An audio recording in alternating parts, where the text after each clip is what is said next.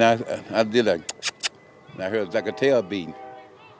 That's a dog. Talk about being in the right place at the right time. That guy found this poor dog in a pretty tight spot, trapped underground in a Clewiston storm drain.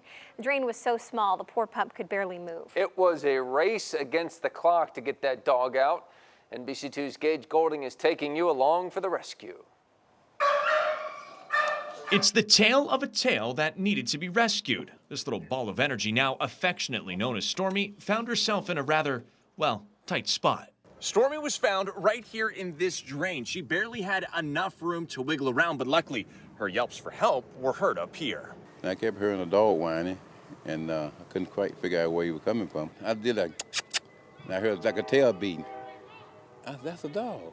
J.B. Neal is the one who dialed animal control this morning around 8:30. They was here in a matter of minutes. And boy, was Stormy happy to see them. But she was terrified, overall terrified, whimpering, crying.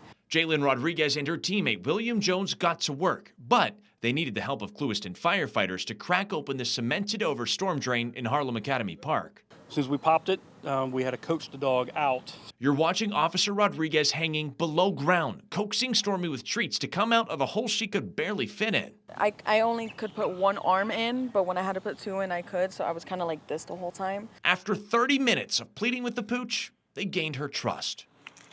Good baby. Oh, there you go, good girl. Yes. As soon as she got out, she was all over the place. She was very, very thankful. You can definitely tell. You might be asking yourself, how the heck did Stormy get in there? Officer Rodriguez and Jones think she wiggled her way into an above-ground opening, maybe chasing another animal.